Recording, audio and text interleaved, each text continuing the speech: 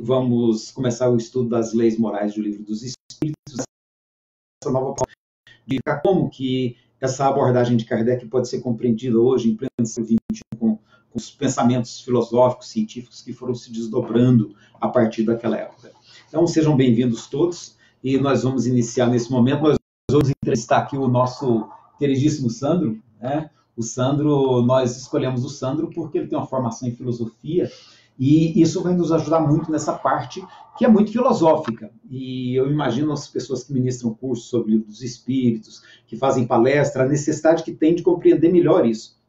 Então, com esse enfoque, com essa preocupação que nós vamos iniciar essa discussão, e é um prazer estar com todos vocês. Nós vamos nos imaginar aqui num momento de vibração positiva, de acerenar o coração, pedindo a bondade divina que nos intua, que nós todos, tanto quem está participando remotamente conosco, quanto nós que aqui estamos, né, possa estar sintonizado com o pensamento do bem, com o pensamento de paz, de harmonia, especialmente nesse momento difícil que nós estamos passando enquanto sociedade terrena, então que nós todos possamos estar sintonizados em propósitos superiores de espiritualidade, de amor, de solidariedade humana. Deus nos abençoe, que esse momento seja muito proveitoso para as nossas reflexões.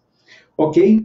Bom, inicialmente, então, o Sandro, vou passar a palavra para o Sandro, para que o Sandro possa apresentar as linhas gerais do que ele andou coletando desse capítulo do Livro dos Espíritos, Sandro. Um desafio, né? É um desafio pela densidade do que está apresentado, pela polissemia, pela polifonia, né, de tons, de vozes que estão presentes dentro da codificação. É muito natural que pensemos, procuremos, desejemos encontrar uma unicidade. O mesmo pensamento, uma linha única de raciocínio, mas o pensamento por si só ele é feito exatamente de oposições, do dissenso, a composição com a diferença. E nada diferente do que é possível perceber dentro da obra da codificação. Que podemos constatar, o que algumas pessoas chamariam de mas parece uma contradição ter dito isso, e aqui sendo apresentada uma ideia completamente diferente. Se pensarmos, inclusive, a própria tradição da cristandade, quando falamos da composição dos textos bíblicos, quantos textos encontrados em distâncias cronológicas assustadoras, há centenas de anos, e são reunidos ali, compilados, elaborados, e as pessoas tendem a imaginar que é tudo um fluxo histórico contínuo. Na codificação não se deu de forma diferente. Então, nós temos esse grande desafio para falar justamente sobre lei. No caso, é isso que você quer dizer, então, por polifonia. Você vê muitas vozes diferentes no próprio texto do Livro dos Espíritos, é isso?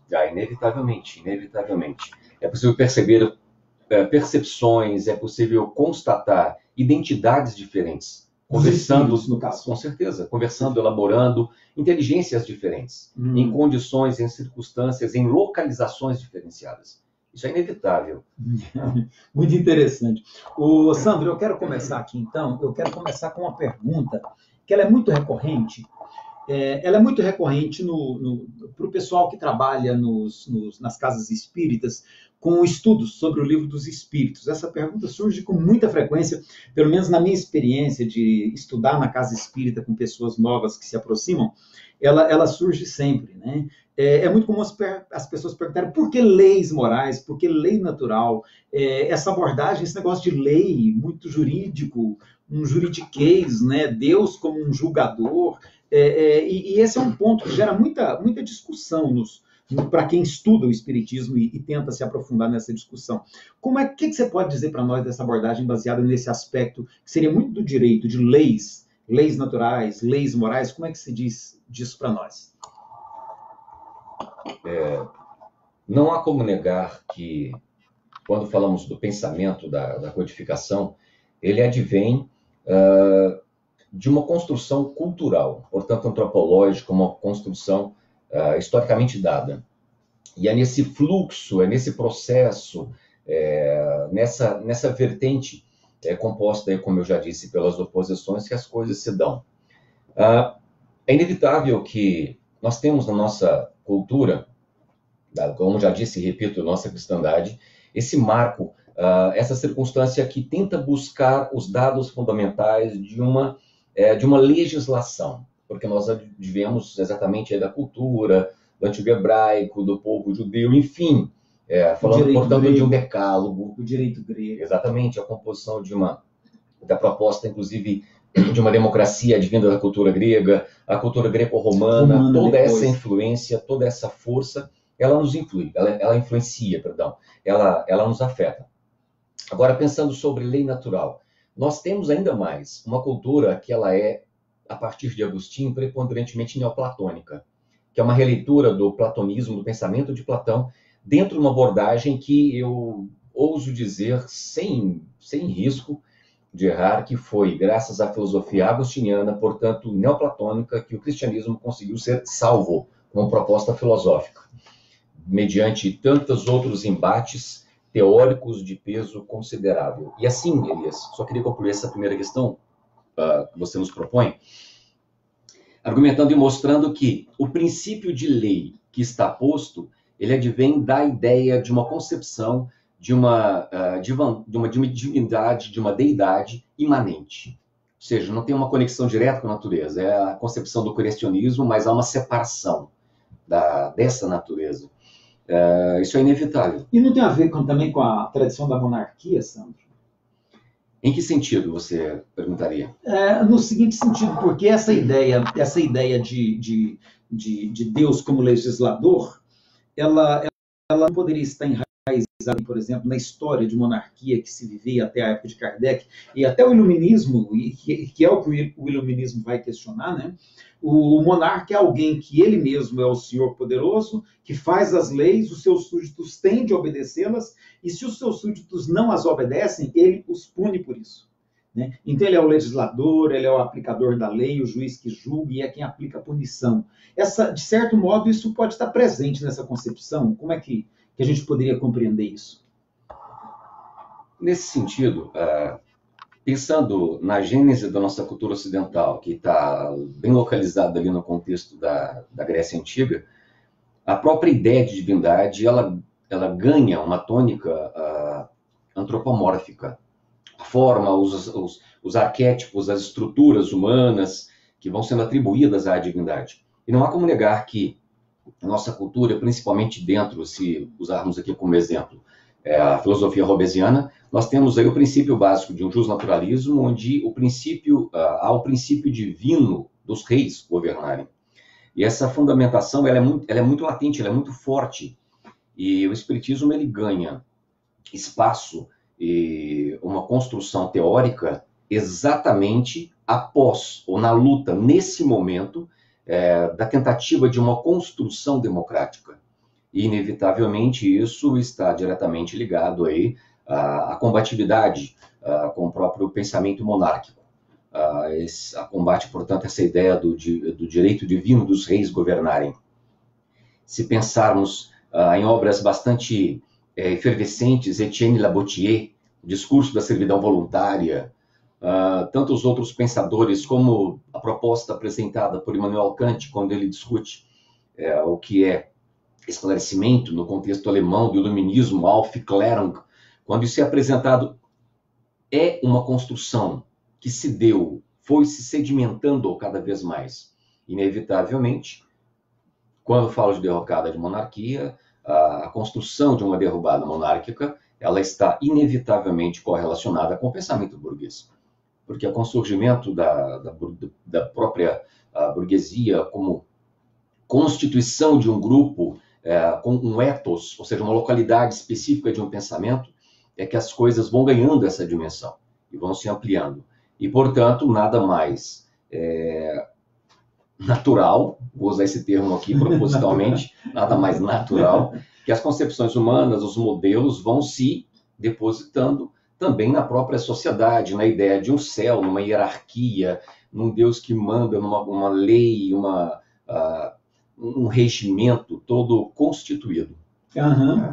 E aí até uma curiosidade aqui, você falou da mudança aí de monarquia para o sistema republicano, que era a grande questão política da França na época de Kardec, né? sepultar a monarquia, instaurar a república, desde a Revolução Francesa não acontecia, não se implementava efetivamente, né? E aí eu me pergunto se não há alguma... Eu já recebi essa pergunta uma vez, eu confesso que eu me vi um pouco embaraçado, né? Quando ele fala, por exemplo, que o Espírito responde para Kardec que a lei de Deus está escrita na consciência, de certo modo ele contradiz essa outra visão de que a lei é dada por Deus, né? Ou seja, a gente pode até pensar que Deus inscreveu na consciência de cada ser humano suas leis, mas aí as consciências são tão mutáveis, tão relativas ao contexto cultural, que aí de repente também parece que quebra aquele absolutismo da lei de Deus. Como é que a gente pode compreender essa questão da lei de Deus, da lei moral como uma lei de Deus, mas ao mesmo tempo está escrito na consciência de cada ser humano e na sua individualidade?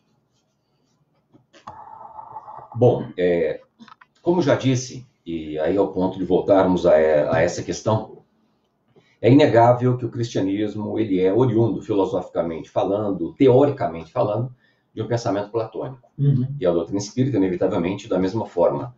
Se eu estou falando de um contexto platônico, eu estou pautado no inatismo. Portanto, o elemento ele já está presente, ele é nascente, ele está com o indivíduo. Há uma dimensão da imperfeição, enfim, não vamos percorrer essa linha teórica porque não é o nosso objetivo nesse momento. Mas esse natismo, ele é crucial para esse pensamento, porque caso contrário, estaria forçosamente pela simples questão da lógica, tendo que afirmar que os indivíduos, que as circunstâncias, elas vão se dando numa liberdade plena, o que seria um absurdo frente à concepção teórica de um inatismo. Há um local, portanto, tudo provém de uma localidade, e aí, na concepção grega, falaremos do logos. A dimensão do logos, que ele é pré-existente a toda essa constituição. E aí, quando você propõe a questão, onde ficaria, portanto, a liberdade humana? A concepção do livre-arbítrio, que ela é agostiniana e muito bem desenvolvida, como pensar se está na consciência humana e o indivíduo ele está pautado por uma liberdade latente? Como considerar essas duas dimensões? Aí é bom dizer que toda concepção inatista, se pensarmos Platão, se pensarmos René Descartes e tantos outros indivíduos aí, elas não afirmam, porque seria uma ingenuidade absurda, eles não afirmam que toda concepção de conhecimento está dada, está pronta, está finalizada. Muito pelo contrário. Existe enquanto, aí seria aristotélico, ela existe enquanto potência. Ela é trabalhada, ela é ampliada, ela é construída. E, no nosso caso, nessa cultura espiritista, espiritualista, espírita, ela se dá no mesmo prisma. Ou seja, o indivíduo, a dimensão do esquecimento, há muitos elementos que estão em estado de potência e que, nessa latência, ela pode ser ampliada, mas demanda um esforço, um exercício, um desdobramento. Interessante, eu quero registrar aqui, nós temos muita gente aqui acompanhando com a gente, né? Ângela, Leonardo, Dione, Lucélia, e mais um bocado de gente está acompanhando a gente ali. É um prazer estar com vocês, muito obrigado por estarem prestigiando esse nosso momento de reflexão e de aprendizado. E aí eu quero voltar numa pergunta nesse sentido, Sandro. Eu já vi alguns estudos, não apenas um, mas vários estudos que procuram relacionar essa questão dessa lei de Deus na consciência. Até o Paulo Henrique Figueiredo fala da questão da autonomia e associa muito isso com o pensamento de Immanuel Kant, que você citou. Você acha que Kardec, de certo modo, ele se alinha com o pensamento de Immanuel Kant, apesar da influência? Como é que você vê isso? Tem a influência de Rousseau, do próprio Pestalozzi, que foi professor dele. Como é que a gente pode compreender essa visão de autonomia que se vê na doutrina espírita, de uma lei que está escrita na consciência, baseada no livre-arbítrio, com o pensamento desse pessoal contemporâneo um pouquinho antes aí de Kardec? A despeito do pensamento e da abordagem metodológica de muitos filósofos que buscam, aí eu vou usar um termo aqui propositalmente, que buscam a pureza de um pensamento, assim como muitos buscam a pureza doutrinária, isso não passa de um idealismo que não tem uma conexão com a realidade. Porque se nós observarmos o pensamento em si, como eu disse, toda essa composição semântica, toda essa composição de fluxo de raciocínio e ideias, ele é composto exatamente em embates. E aí entraríamos em campos de abordagens socioeconômicas, políticas, inevitavelmente. Ele é composto com essa força, né? É uma dimensão pungente, presente aí, com muita intensidade. E inevitável que Kardec ele é influenciado pelo seu contexto. É um homem do seu tempo. Pensar algo contrário a isso seria anacronismo. E o que é anacronismo? Exigir de alguém algo que está anterior, fora do seu contexto histórico-social. Ou melhor dizendo, anterior não, estaria à frente, né? Ao contrário, estaria à frente de seu tempo. Seria bastante anacrônico, portanto, não quero usar só a palavra irresponsável, mas seria depositar na conta de alguém algo que não seria justo. É injusto exigir isso de alguém. E nesse sentido, é inevitável não perceber, não constatar que o pensamento kantiano influencia todo esse momento, quando se fala da lei da autonomia, a lei moral, dos próprios imperativos kantianos, imperativo categórico, imperativo hipotético. Onde está, portanto, a fundamentação da moral? Está na liberdade da ação. Se não houver liberdade, eu não posso admitir moralidade. Não há princípio moral se não houver liberdade. Seria meramente uma obediência, seria meramente aí absurdo dos outros. E aí, você cita um nome que ele é muito caro na fundamentação teórica do pensamento espírita, que é o pensamento de Rousseau. Diferentemente de muitos outros de uma abordagem mais racionalista, Rousseau trabalha a dimensão do sentimento. Na abertura da obra Emílio ou da Educação, nós temos Rousseau admitindo categoricamente: antes de pensar, eu sinto. E Rousseau trabalha a dimensão do afeto, da sensibilidade. E ele, por sua vez, influencia Pestalozzi, que, por sua vez, num fluxo histórico aí, ele foi o mestre de Hippolyte Léon Denis Rivail, e essas influências, elas estão presentes.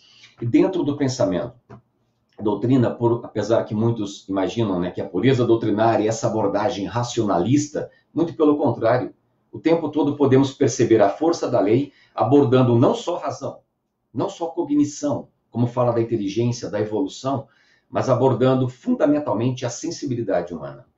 E a proposta da concepção lógico-filosófica reencarnacionista é justamente isso, a grande mobilidade dada não só pela inteligência, mas a força do sentimento como catalisador desse processo também da inteligência. Então, todo esse cenário histórico do iluminismo francês, do iluminismo alemão, todo esse contexto eclodia na Europa. E era uma força avassaladora. E dizer que Kardec não é influenciado por correntes seria ingenuidade ou falta de estudo. Mas o que nós usamos aqui para chamar a atenção como pureza doutrinária, e aí é o posicionamento que eu afirmo e reafirmarei quantas vezes for preciso, até que não me veja plenamente consolidado nele, mas é ingenuidade tentar encontrar em um pensador uma única vertente, tentar olhar para a obra da codificação e entender aqui, buscar aqui uma única linha de raciocínio. Isso seria uma ingenuidade bastante significativa. Ok. Sandro, eu vejo aqui também algumas questões que eu acho que todo mundo que trabalha com o livro dos Espíritos, com a obra kardeciana como referência, como texto básico, né? Eu acho que se pega nessas questões. Por exemplo, Kardec vai apresentar, então, como... Aliás, os espíritos que respondem para Kardec, é interessante, né? Kardec dialogando com os espíritos, eles vão falar de Jesus como guia e modelo para a humanidade. Isso tem suscitado algumas questões. Por exemplo, como trabalhar essa perspectiva de Jesus como guia e modelo para a humanidade num mundo hoje que é muito mais abrangente do que a sociedade do século XIX. Se naquela época ele via o contexto europeu, hoje você lida com taoístas, com budistas, com islâmicos, com correntes aí ligadas ao xamanismo. Quer dizer, hoje o mundo é muito plural. Como é que a gente pode situar essa questão dessa resposta de Jesus como guia e modelo dentro de uma sociedade tão plural quanto essa que a gente vive hoje? Essa é uma questão que eu confesso que eu acho ela muito importante. Porque todo e qualquer indivíduo ele tenderá a afirmar o seu modelo como referência, né?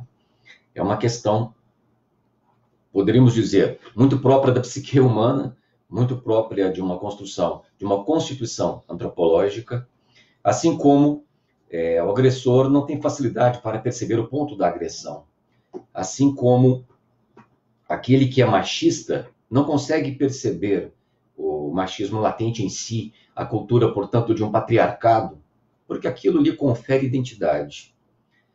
Eu gosto muito da abordagem junguiana, quando falamos aí da estrutura dos arquétipos.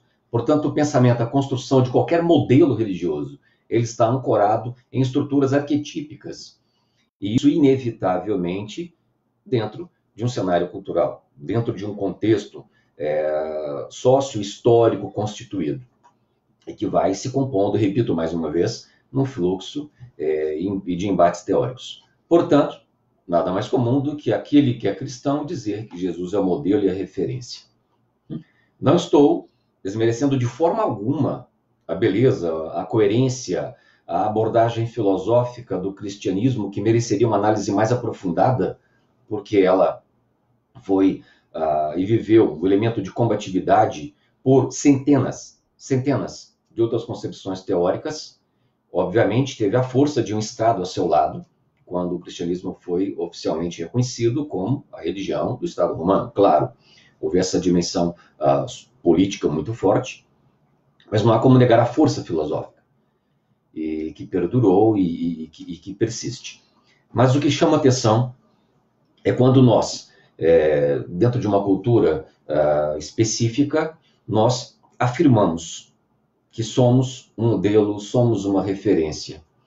E eu gosto muito do pensamento que nos é trazido dentro da codificação, e para ser mais exato, na questão 628, quando nos é afirmado: nenhum saber da tradição deveria ser desprezado. É comum encontrarmos, e aí seguindo esse raciocínio, é comum encontrarmos o mesmo núcleo de pensamento nas demais concepções religiosas. Sim, é interessante encontrar esse elemento. O princípio da fraternidade, do amor, do equilíbrio, da justiça, perfeito. Isso é algo muito significativo. Mas não há como negar que seria prepotência e talvez até soberba dizer que o nosso modelo é referência e o mundo, portanto, deve reverenciar esse modelo. Não estamos dizendo que os outros devam nos reverenciar. Não, mas vamos orando para que os outros se esclareçam, né? Então, desculpa usar essa ironia aqui, ela é muito proposital, mas é porque, assim como o agressor não percebe o ponto de sua agressão, o soberbo não percebe a sua empáfia, porque ela é algo vivente em si. E assim eu só queria, Elias, aproveitando o tempo que nos é pouco, na questão 628, eu gostaria de ler, literalmente, o que nos está apresentado. Entretanto, para o homem estudioso, não há nenhum sistema antigo de filosofia, nenhuma tradição, nenhuma religião que seja desprezível, porque todos encerram germens de grandes verdades que, embora pareçam contraditórios entre si, repito, pareçam contraditórios entre si, já que estão dispersas em meio a acessórios sem fundamento, são facilmente coordenáveis, graças à chave que o Espiritismo vos dá de uma infinidade de coisas e que até aqui vos pareciam sem razão alguma. Quais chaves? A compreensão da imortalidade, da vida, a compreensão, portanto, de uma aprendizagem, de um processo contínuo de evolução, a correlação energética do pensamento, dos raciocínios, da vida, do processo de evolução. E, por favor, o Espiritismo não está apresentando como chave um único modelo onde os outros devem se dobrar. Não é o que está posto aqui. E cuja realidade está hoje demonstrada de maneira incontestável.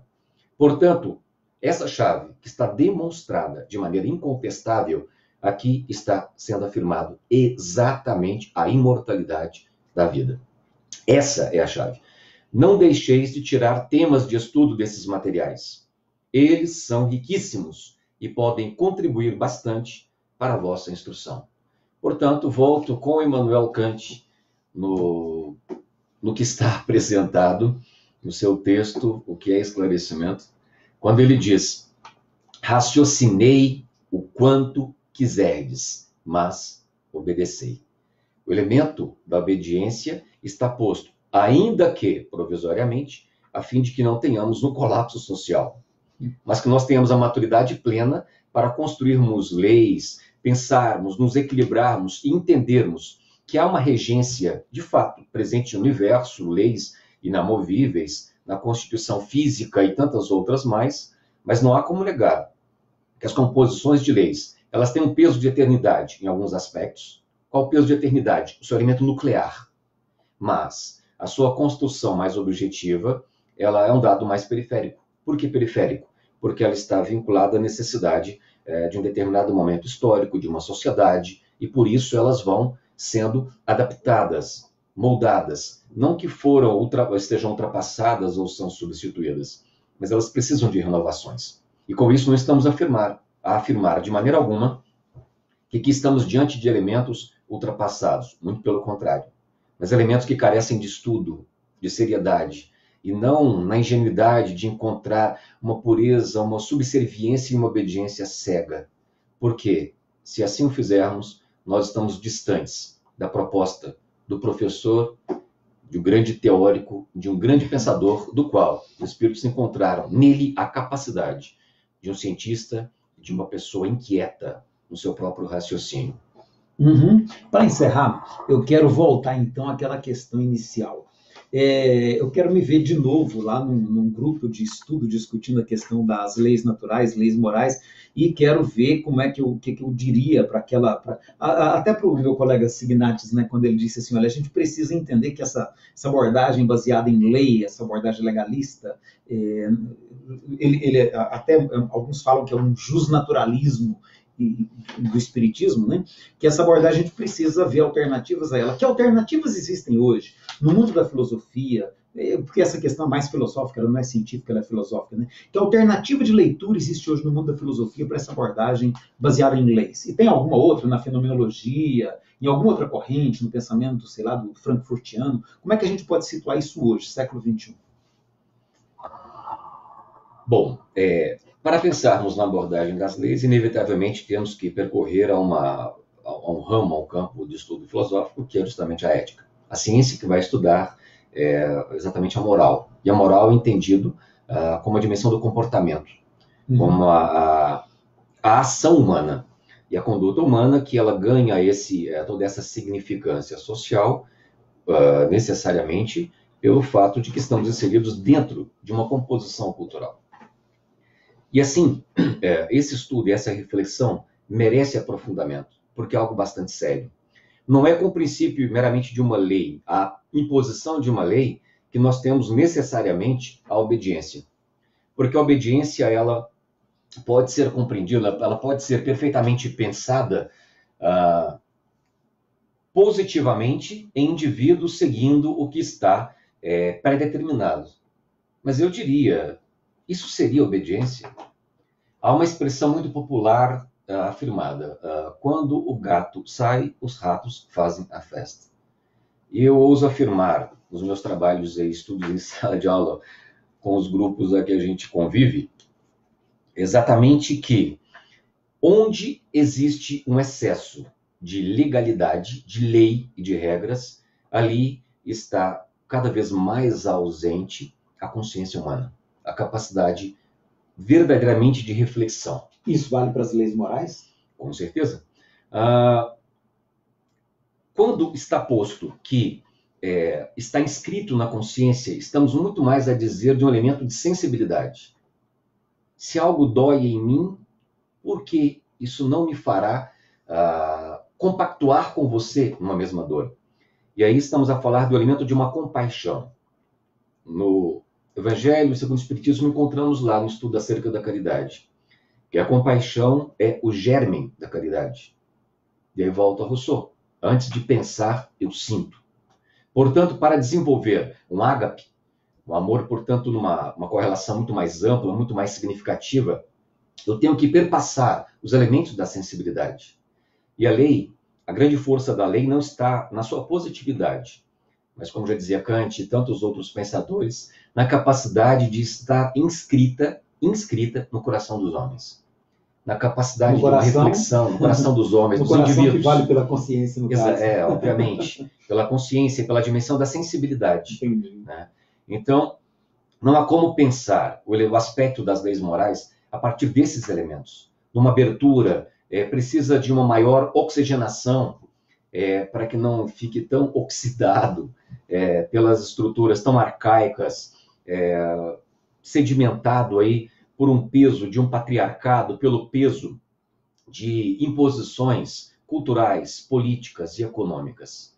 Se nós não arejarmos a nossa reflexão, dificilmente conseguiremos romper com a contradição que está em nós, está em mim, como ser humano. Então eu quero terminar com uma última questão, que eu acho também que não é fácil. A gente, dentro desse capítulo aí, nós vamos nos encontrar com a questão do bem e do mal. E assim, bem e mal, essa é uma dicotomia, né, complicada. Como inserir o comportamento humano dentro dessas duas categorias tão opostas, tão distintas? Dá para a gente analisar todo o comportamento a partir dessa perspectiva de bem e mal? Quando nós encontramos a pergunta apresentada, né, o que é, portanto, o bem, o que é o mal, é trabalhado aqui na obra uma definição que é bem maniqueísta. O bem é seguir os princípios da lei divinal, o mal é, portanto, fugir a essa lei. Não há como negar que aqui temos uma concepção teórico-filosófico agostiniana. Quando Agostinho afirma na obra Confissões, e, a meu ver, uma das grandes belezas da concepção agostiniana é exatamente aí a teoria do livre-arbítrio, porque mediante o próprio movimento de um epicurismo ou tantos outras fundamentações filosóficas, como interpretar? Se o mal existe, Deus é o criador de tudo, portanto, Deus é o criador do mal. Mas Deus não criou o mal. Da pandemia. Se ele não criou o mal, então ele não pode resolver porque ele é impotente. Não, mas ele pode resolver. Então ele não resolve porque ele é um sádico. Então são questões um pouco complexas que somente ao espírito mais simples, com muito respeito aqui ao termo, isso não é um problema. Porque se isso não fosse resolvido, jamais conseguiríamos consolidar elementos outros e seguir adiante nessa fundamentação teórica. Mas, enfim, quando Agostinho afirma que o mal não tem substância, ele não é criado. Ele é apenas uma consequência, uma derivação, quando o indivíduo se afasta da substância suprema. Isso é exatamente a leitura neoplatônica, inevitavelmente. Mas, por que na obra é apresentado aí uma leitura um tanto quanto maniqueísta? Ou é isso ou aquilo, né? Ou é 8 ou 80. Bem é isso, mal é aquilo. Porque as fundamentações aqui, colocadas aí, podemos dizer, há 150 anos atrás, elas estão em um formato rudimentar, uma construção muito mais objetiva e que carece hoje, claro, de uma leitura mais aprofundada. Repito, não estamos a afirmar que aqui esteja algo ultrapassado, muito pelo contrário. Mas é possível perceber a complexidade que está por detrás da aparente simplicidade. Essa é a base, né, Sam? Essa é a base. Essa é a base, essa é a fundamentação.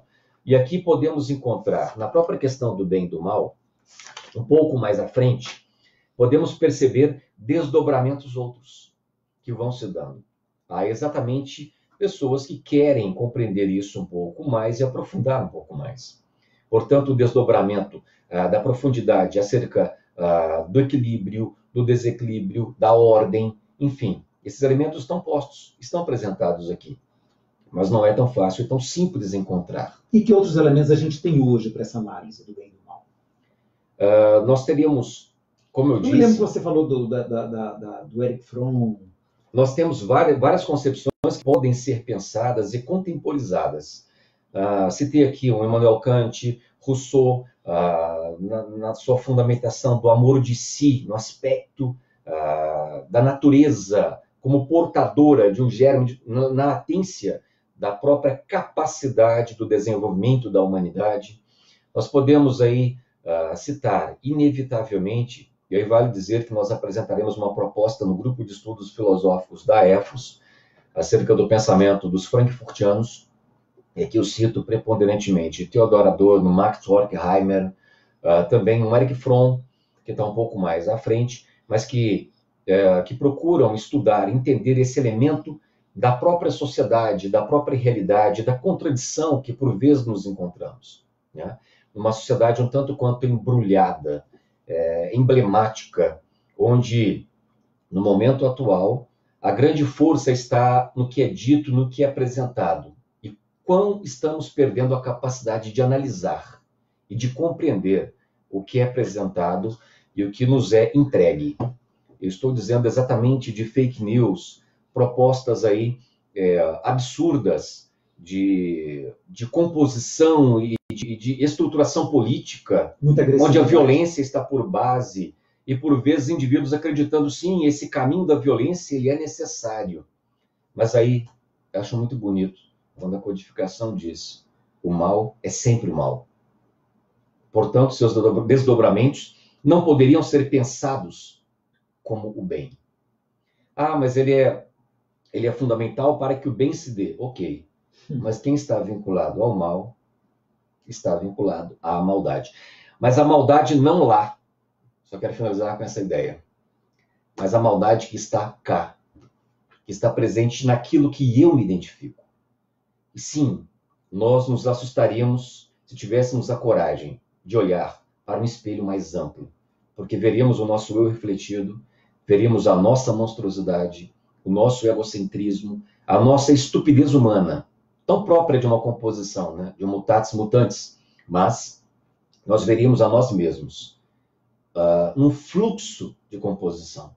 Mas isso não é exatamente para causar um espanto, mas para perceber que nós somos seres em transformação. Estamos num processo de evolução, mas deveríamos observar com muito mais cautela as linhas, as concepções, as abordagens das quais nós nos vinculamos. Porque aí, onde está o teu tesouro, está o seu coração. Ali está o seu coração. Ok. Sandro, muito obrigado. Eu espero que todos tenham gostado como eu gostei desse momento, né? Eu acho que foi muito oportuno esse bate-papo, porque ajuda a gente a compreender um pouco melhor essa questão que abre essa terceira parte do Livro dos Espíritos, que é o estudo das leis naturais e das leis morais. A gente que trabalha em cima do texto kardeciano aí por muito tempo, e eu trabalho com o texto kardeciano aí há mais de 40 anos, né? Então, a gente começa a se deparar com essas questões mesmo e precisa. Então, muito obrigado a você, Sandro, por esse momento que você nos ajudou a ampliar o nosso horizonte a respeito dessa parte. E nós vamos ter desdobramentos desse assunto. Na próxima semana, a gente começa a discutir o próximo capítulo, o capítulo 2º, né, a Lei de Adoração. E depois, daqui a 15 dias, nós vamos ter outra live a respeito da Lei de Adoração com alguém que tenha uma experiência e um tratamento dessa questão da adoração. Né? E só queria lembrar, Elias, aproveitando esse encerramento, onde nós abriremos ao debate a proposta aí de interconexão com os colegas que nos acompanham, que o momento de hoje é muito oportuno, né? O dia de hoje é muito oportuno. Esse domingo aqui na cristandade comemora-se, né, o sentido da Páscoa. Bastante aí arcaico da Páscoa, que é renovado aí na concepção cristã, portanto da renovação, o momento em que na igreja na cristã católica, né, portanto ocidental, é o único dia do ano em que se reza o credo niceno-constantinopolitano, que é preponderantemente, profundamente filosófico. Creio um só Deus Todo-Poderoso, Criador do céu e da terra, de todas as coisas, luz da luz, não é criado, não é originado, mas enfim, toda essa concepção, ela é filosófica. E há muitas pessoas que têm muito receio da abordagem filosófica. Justamente por quê? Porque ela é capaz de desvelar o pueril, a bestialidade, a nossa ingenuidade, a contradição. Nós não estamos aqui para propor oposição alguma, mas para pensar abertamente, de maneira reflexiva, tal como propôs o grande mestre Lyonès. Essa é a nossa proposta, essa é a nossa vinculação, e estamos vinculados com o princípio mais sublime da caridade, do bem maior, e que possamos aprender sempre no nosso estágio evolutivo e que possamos estar sempre abertos ao diálogo, ao diferente, porque se não for o diferente, o que nós temos é tirania. Muito bem lembrado, muito obrigado a todos que acompanharam a nós aí, né? O Johnny de novo, ali eu estou vendo ali mais nomes, Eliane Gonzaga, a Lucinéia, né? Muito obrigado a vocês que nos acompanharam e até daqui a 15 dias que nós esperamos estar aqui novamente. Lembrem de dar umas curtidinhas aí, os comentários para a gente poder indicar para os colegas, para a gente estar alavancando essas discussões, tá bom? Muito obrigado a todos que estiveram presentes. Possa a bondade divina nos abençoar para que nesses momentos de reencontro conosco mesmo, a gente possa trabalhar melhor esse nosso mundo interior na direção disso que o Sandro falou aí, de a gente estar sendo capaz de olhar para nós no nosso espelho interno, fazer essa autoavaliação que nos leva ao autoconhecimento, portanto, a uma maior consciência de nós mesmos, uma melhor harmonia interior e espiritual. Muito obrigado a todos, Sandro, nosso abraço. Agradecemos a todos aí a participação e fica mais uma vez aberto o convite, esteja conosco, vamos pensar, vamos refletir e nos ajudem, portanto, a desenvolvermos aí, a calibrarmos a proposta desse estudo, a fim de que possamos aprender juntos com vocês que estão nos acompanhando aí, o que você pode apresentar como sugestão para melhorarmos aí, a esse processo, a essa proposta de estudo. Mais uma vez fica aí nosso agradecimento, portanto, gratidão.